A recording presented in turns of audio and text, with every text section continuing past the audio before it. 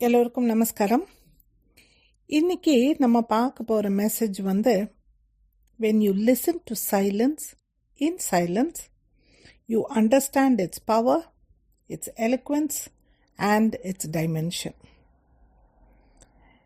இந்த மௌனம் அப்படின்னு நம்ம சொல்கிறச்ச இதில் சவுண்டே இல்லை, இந்த இடத்துல ஒரு எம்டினஸ் இருக்குது அப்படின்னு நமக்கு தோணும்.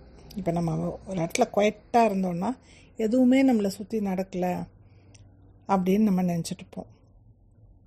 ஆனால் இன்ஃபேக்ட் அந்த அந்த சைலன்ஸ் இருக்கு இல்லையா, அது உள்ளேயும் வெளியேயும் ரெண்டுமே, ரெண்டு சைடும் it is an enchanted space அப்படின்னு சொல்லுவாங்க.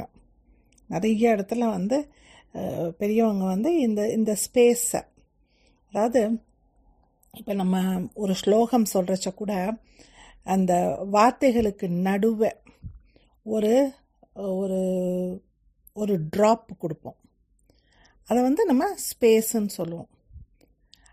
அந்த ஸ்பேஸ் அது ரொம்ப ரொம்ப முக்கியம் ஒரு ஸ்லோகத்துக்கு.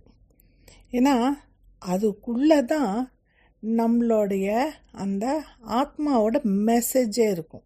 அதனால தான் ஒரு ஸ்லோகம் சொல்லச்ச படப்படன்னு படிக்கக்கூடாது.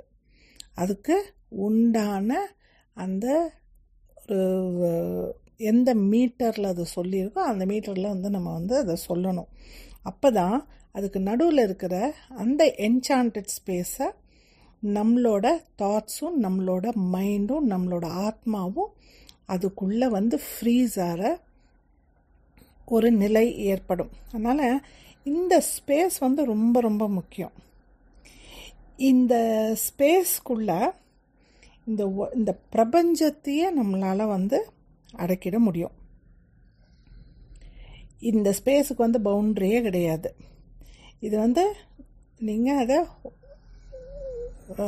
உடைக்கலாம், இல்லை இந்த பவுண்ட்ரியை நீங்கள் எக்ஸ்டெண்ட் பண்ணிக்கிட்டே போகலாம்.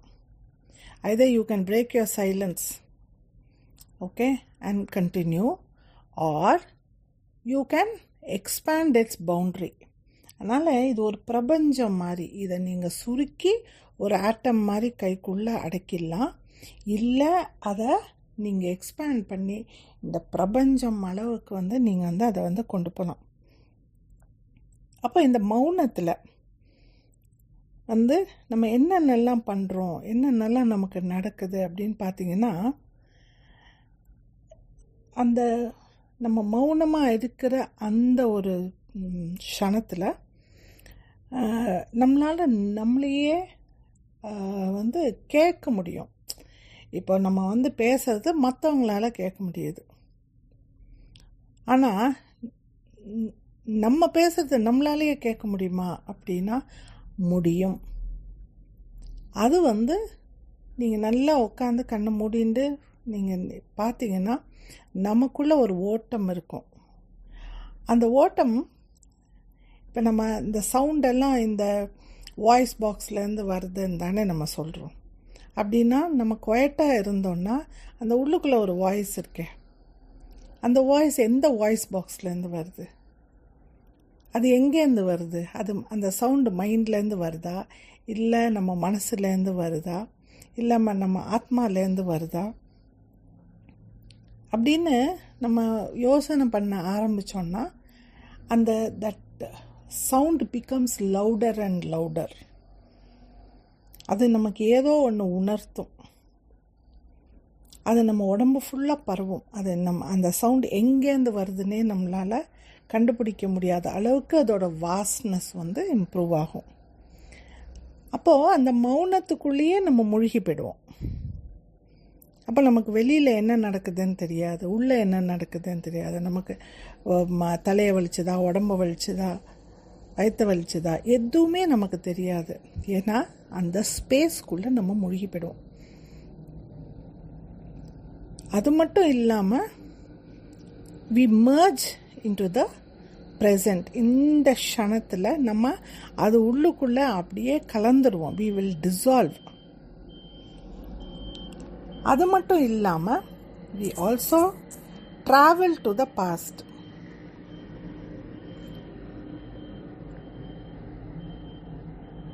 அந்த அந்த ட்ராவல் அப்போது நம்ம மெமரிஸ் எல்லாம் அது கொஞ்சம் கொஞ்சமாக வந்து அது களை எடுத்து வேணுங்கிறத வச்சு வேணாங்கிறத உதறி தள்ளிட்டு போகிற ஒரு ப்ராசஸ் அங்கே நடக்கும்.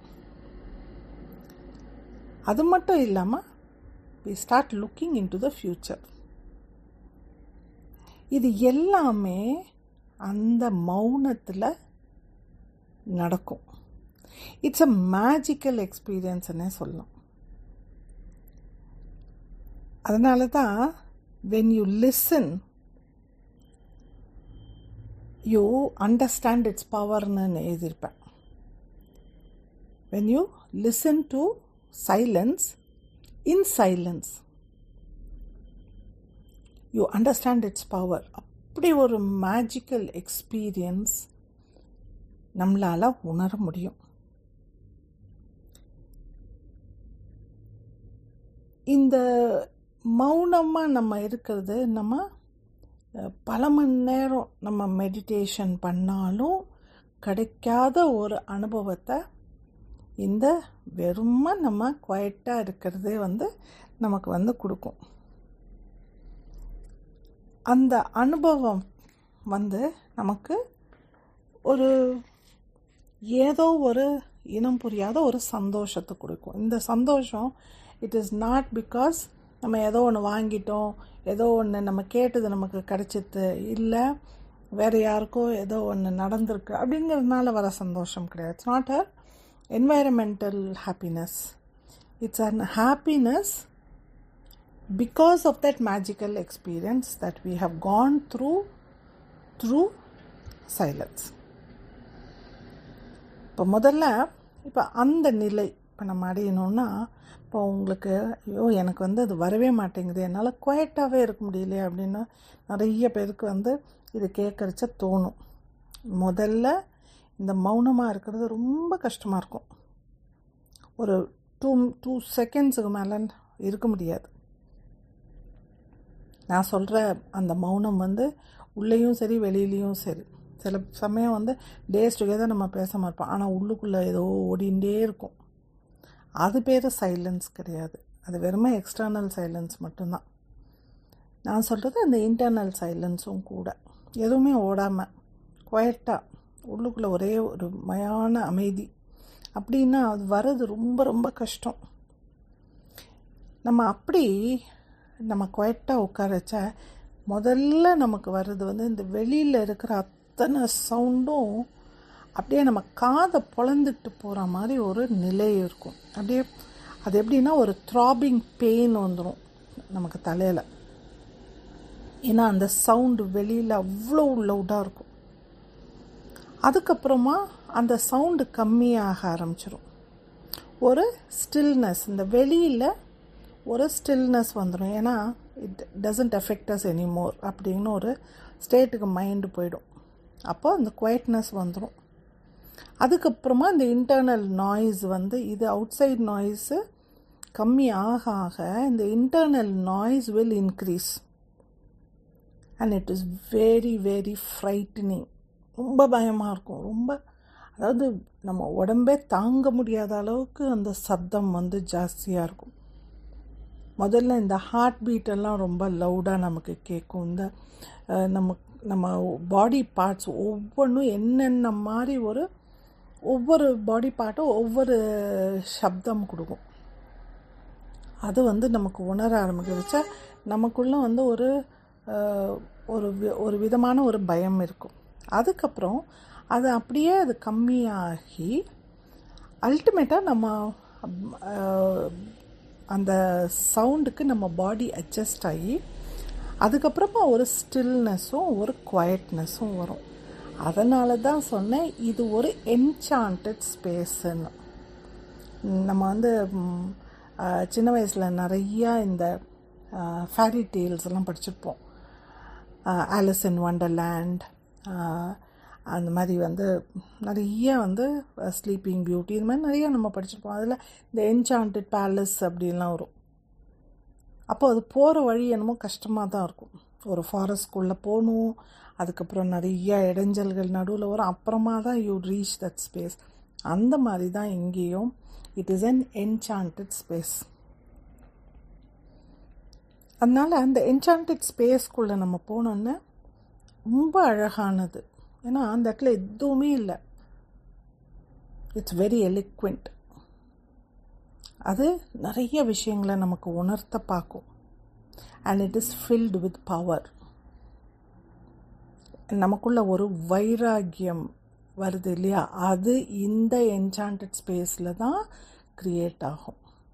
அதனால் எல்லோரும் எனக்கு வைராக்கியம் வந்துடுச்சு, நான் என்னால் இருக்க முடியும் அப்படின்னு நீங்கள் நினச்சிங்கன்னா, ஒரு நாள் இருக்கலாம், 2 நாள் இருக்கலாம், ஒரு மாதம் இருக்கலாம், ஒரு வருஷம். ஆனால் அதையே கன்சிஸ்டண்ட்டாக பண்ணுறதுங்கிறது ரொம்ப ரொம்ப கஷ்டம். ஏன்னா நம்ம அந்த ஒரு ஸ்பேஸுக்குள்ளே நம்ம கால் எடுத்து வைக்கலை. நம்மளால் அதுக்குள்ளே போயிட்டு வெளியில் வர்ற தன்மை நமக்கு புரியாததுனால தான் அந்த மாதிரி ஒரு நிலையில் இருக்கும். அதனால தான் நமக்குள்ளே நிறைய குழப்பங்கள் வருது, நிறைய ஆன்சர்ஸ் நமக்கு கிடைக்கிறது இல்லை. நம்ம வெளியிலேருந்து அந்த ஆன்சர்ஸை தேடுறோம். ஆனால் உண்மையில் என்னென்னா அந்த ஆன்சர்ஸ் நமக்குள்ளேருந்து வரைச்சதான், அந்த என்சாண்டட் ஸ்பேஸ்லேருந்து வரைச்சதான். அதுக்குன்னு ஒரு பவர் இருக்கும், அதுக்குன்னு ஒரு எலிக்வென்ஸ் இருக்கும், அது செயல்படுத்துகிற முறை, அது எல்லாமே இங்கேருந்து தான் வரும். 2வது பாயிண்ட் நான் சொல்லியிருந்தேன், எலிக்வென்ஸுன்னு ஒரு வார்த்தையை நான் பயன்படுத்தியிருக்கேன். இந்த சைலன்ஸுங்கிறது இட் இஸ் நாட் ஆப்சன்ஸ், அதாவது நம்மளே மறந்த நிலை கிடையாது. It is the presence. ஆப்போசிட்டாக நம்ம நினைக்கிறோம். சைலண்ட்டாக இருக்கணும்னா அந்த இடத்துல நம்ம இல்லை. ஒரு இடத்துல உட்காந்து நம்ம மெடிடேட் பண்ணுறோன்னா, no, I am not in this place, I am somewhere else அப்படின்னு நினைக்கிறோம் இல்லையா, அது இல்லை அந்த சைலன்ஸுங்கிறது. அந்த சைலன்ஸுங்கிறது இட்ஸ் த ப்ரெசன்ஸ். நம்மளை நாமளே புரிஞ்சுக்கிறது, நமக்குள்ளே அதை ஆர்டிகுலேட் பண்ணுறது, நமக்குள்ளே அதை எக்ஸ்பேண்ட் பண்ணுறது. எந்த ஒரு தாட், இதை நீங்கள் ஒரு தாட் ப்ராசஸாக கூட எடுத்துக்கலாம். அது புரிதல், அதுக்கப்புறமா அதை வரிசைப்படுத்துகிற விதம், அதுக்கப்புறமா அதை நம்ம எக்ஸ்பேண்ட் பண்ணுறது. இது 3ம் எப்போ நடக்கும்னா அந்த சைலன்ஸ்குள்ளே தான் நடக்கும். நம்ம அந்த தாட் ப்ராசஸை ஓட விடாமல், அதை புரிஞ்சுக்காமல், அதோட நிலையை அறியாமல் நம்மளால் ஒரு விஷயத்தை ஆர்டிகுலேட் பண்ணி சொல்லவே முடியாது, அதை விரிவுபடுத்தவே நம்மளால் முடியாது. ஒரு சென்டென்ஸ் சொல்லிட்டு நம்ம நிறுத்திடுவோம், அதுக்கு மேலே நம்ம இதை எப்படி ப்ரொசீட் பண்ணுறதுன்னு நமக்கு தெரியாது. அதனால் இந்த ஆர்டிகுலேஷன் நமக்கு வரணும் அப்படின்னா அந்த ஸ்பேஸில் நம்ம இருக்க கற்றுக்கணும். இதுக்கு ஒரு குட்டி கதை ஒன்று நான் உங்களுக்கு சொல்கிறேன். ஒரு முனிவர் இருந்தார். அவருக்கு 2 பசங்க இருந்தாங்க. 2 பசங்களுக்கும் இவர் எல்லா விதமான வேதம், வேதாந்தம் எல்லாம் கற்றுக் கொடுக்குறாரு. கற்றுக் கொடுத்து முடித்த உடனே அவங்க 2 பேர்த்துக்கிட்டையும் சொல்கிறாரு, நீங்கள் இப்போ நான் சொல்லி கொடுத்ததை போய் எக்ஸ்பீரியன்ஸ் பண்ணிவிட்டு வாங்க, வந்துட்டு என்கிட்ட நீங்கள் என்ன எக்ஸ்பீரியன்ஸ் பண்ணீங்கன்னு சொல்லுங்கள் அப்படிங்கிறாரு. சரின்னு இந்த 2 பசங்களும் போகிறாங்க. தனித்தனி பாதை எடுத்துக்கிறாங்க, போகிறாங்க, கற்றுக்குறாங்க. அதுக்கப்புறம் ஒரு மாதம் கழித்து திரும்பி வராங்க. அப்போ அந்த பெரிய பையன்கிட்ட கேட்குறேன், நீ என்ன கற்றுக்கிட்ட அப்படிங்க. நான் இந்த பிரபஞ்சத்தை பற்றி கற்றுக்கிட்டேன், நான் இந்த உலகத்தில் என்ன இருக்குதுன்னு கற்றுக்கிட்டேன். ஐ ரியலைஸ்ட் பிரம்மன், இந்த உலகத்தில் எல்லா இடத்துலையும் வியாபிச்சு இருக்கிறது அந்த பிரம்மம் அப்படின்னு தான் கற்றுக்கிட்டேன். நீங்கள் சொன்னது எவ்வளோ கரெக்டுங்கிறத நான் உணர்ந்தேன் அப்படின்னு தன்னோட உணர்வுகளை, தன்னோட எக்ஸ்பீரியன்ஸை அந்த பெரிய பையன் சொல்கிறான். அதுக்கப்புறம் சின்ன பையன்கிட்ட வந்தார். நீ என்ன உணர்ந்த அப்படிங்கிற. அந்த பையன் வெறும தலையை தொங்கப்பட்டு பேசாமல் இருந்தான். அப்போது அந்த தகப்பனார் அந்த முனிவர் சொல்கிறாரு, நீதான் உண்மையான ஒரு எக்ஸ்பீரியன்ஸை அடைஞ்சிருக்க. ஏன்னா உன்னோட மௌனமே சொல்லுது, நான் எதை நீ அடையணும்னு நினச்சோன்னா அந்த நிலையை நீ அடைஞ்சிட்ட அப்படிங்கிறார். ஸோ அவ்வளோ ஒரு பவர்ஃபுல்லான ஒரு விஷயத்தை கற்றுண்டாலும் அதை நம்ம செயல்படுத்துறது இந்த மௌனத்தில் மட்டும்தான். அதனால தான் அதை இந்த எலிக்வன்ஸை சொன்னேன். So you understand, you articulate, you expand, and then you realize that Parabrahman is everything. When you realize that, then there's nothing else to talk. There is only silence. மூணாவது பாயிண்ட், இட்ஸ் டைமென்ஷன். இதில் ராமகிருஷ்ணர் ஒரு தடவை அவரோட சிஷ்யர்கள்கிட்ட சொன்ன ஒரு விஷயம், நீ கடவுளை நெருங்கி கடவுள் பக்கத்தில் நம்ம போகணுன்னு நினச்சி நீ அவரை நெருங்க உன்னோட அந்த ரீசன் பண்ணுற விஷயங்கள் குறையும். நீ அதை ஆர்கியூ பண்ணுறதும் கம்மியாகும். நீ அவரை அடைஞ்சிட்டேன்னா உன்கிட்ட இருந்த அத்தனை சப்தமும் போயிடும். நீ ஆர்கியூ பண்ண மாட்ட, நீ எந்த ஒரு ரீசனும் அதில் கற்பிக்க மாட்ட, அதோட நீ டிஸ்பியூட்டே பண்ண மாட்ட, எதுவுமே இருக்காது. அங்கே என்ன இருக்கும் அப்படின்னா மௌனம் மட்டும்தான் இருக்கும் அப்படின்னு ரொம்ப அழகாக அந்த டைமென்ஷனை காட்டுவார். த முதல் dimension is when you want to realize God, when you move towards God, you end up in silence. So அதுதான் நம்ம பார்க்க வேண்டிய முதல் டைமென்ஷன். நம்ம அடுத்த டைமென்ஷன் ரவீந்திரநாத் டாகூர் சொன்ன விஷயம். அவர் என்ன சொல்வார்னா, தண்ணி, நீர், அதை நம்ம ஒரு பாத்திரத்தில் வச்சோன்னு வச்சுக்கோங்களேன், ரொம்ப தெளிவாக கிறிஸ்டல் கிளியராக இருக்கும். ஆனால் அதே நீர் நீங்கள் ஒரு கடலில் போய் பார்த்தீங்கன்னு வச்சுக்கோங்களேன், அது ஒரு சர்டன் சென்டிமீட்டர்ஸ் இன்ச்சஸ்க்கு கீழே உங்களால் பார்க்கவே முடியாது. Which means it is very dark, it is not clear.